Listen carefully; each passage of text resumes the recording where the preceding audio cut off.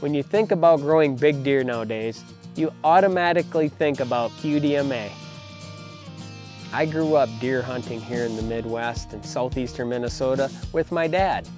It was tradition to go deer hunting. Everybody wanted to shoot a big buck back then, but there just wasn't many around. Even though Minnesota historically had produced some of the biggest record book deer. As I grew older, I matured as a hunter, and so did my passion for harvesting big bucks. In the mid-1990s, I heard of an organization starting up called QDMA over in Buffalo County, Wisconsin. And I liked the principles that the organization stood for, passing on small bucks and letting them get bigger. This is the period where my paths crossed with a guy named Tom Inderbo. Now, Tom is quite a character. He's also a deer fanatic. We spent countless hours in the field photographing and videoing big bucks. That was our pastime. And we had hoped to take that content with all those videos and photographs that we had and go to the neighbors and try to convince them to start practicing QDMA themselves. After a year or so, the videos really started working. The philosophy that once was a tradition where people just shot anything, now was starting to move towards passing them up. And QDMA was really starting to take hold in the county, and people were starting to see results.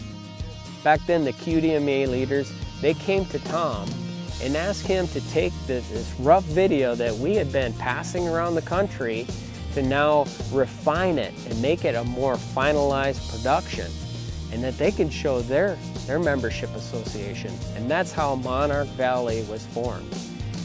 It was showing all these big deer that we had been documenting, showing their life story to, including a buck that I had photographed and followed throughout the years that graced the cover of that very first video. And it was amazing how this thing had transformed from just one little idea into what it was growing into. Tom and I did 2 more videos in the series before we were done. The second one was called Legend Lane, and the third one was called Monster Alley. These videos became the backbone for QDMA and showed people the results that they could have if they just simply passed on smaller deer and let them grow. And that's when Buffalo County really rose to the top. They were just an ordinary county before, and they became #1 in Pope and Young for more record class animals in the books than anybody else. During that same era, Tom and I decided to start an outfitting operation and call it Bluff Country Outfitters. It was the very first professional outfitted operation in Buffalo County, Wisconsin. It became the premier destination for hunters across the country to come and get a crack at hopefully one of those big-bodied western Wisconsin bucks. Buffalo County was well on its way, and so was I. I wanted to pursue and document bigger whitetails than ever. I landed my first full-time position as a pro staffer for Hunter Specialties located in Cedar Rapids, Iowa. We produced a series called Primetime Bucks, and eventually I got my chance to step in front of the camera. My passion for big deer, it just kept growing. And learning from guys like Stan Potts, Greg Millers, and the Bob Folkrauds of the world, they just fueled my obsession. I was consumed and left HS to start a new television production called North American Whitetail Television. Because of that production, I came in contact with some of the biggest whitetails shot around the country. Big whitetails, they started hitting the ground more than ever before. You didn't need to go to Buffalo County any longer to shoot a big whitetail. Landowners and hunters across the country were embracing the principles of QDMA, and it was working. In 2004, I was living proof of how well QDMA was picking up across the country and how it was working. I was hunting in Schuyler County that year during mid-November. It was the first year for Driven, and I gotta say, I was not prepared for what was about to happen. I hear a deer, Jim. Right over here. Here comes a deer.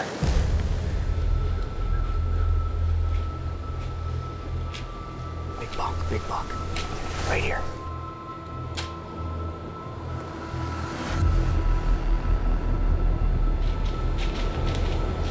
Okay, here he comes.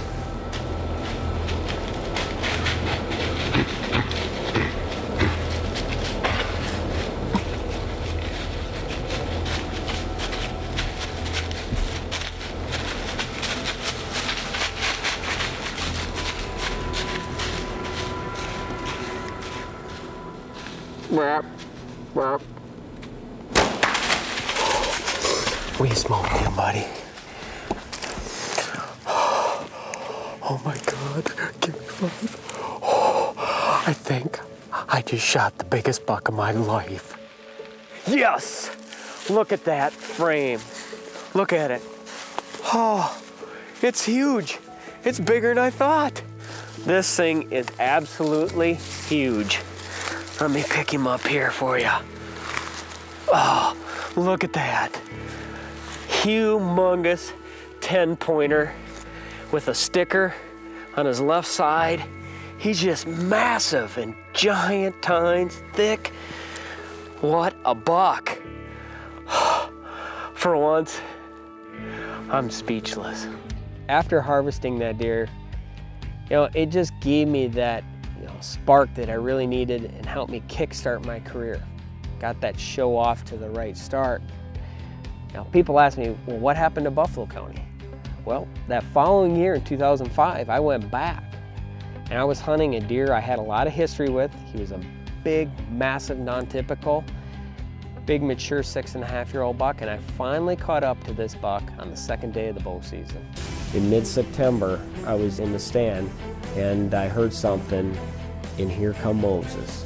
And he walked right up and he was quartering away, and I'm telling you, I was completely out of control.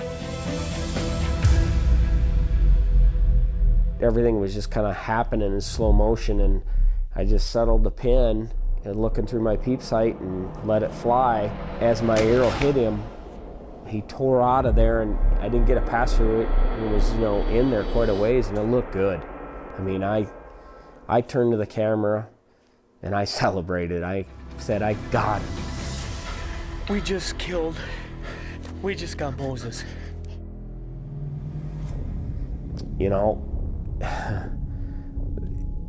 That was it was tough after that. I didn't get Moses. When you showed me the footage, I thought the legend of Moses was all over. I mean, there's no question in my mind, and everybody that I showed it to or has seen it since has the same opinion of it. It wasn't until about the middle of October, and somebody come down the driveway and they saw Moses, and he was doing just fine. That photo still haunts me to this day.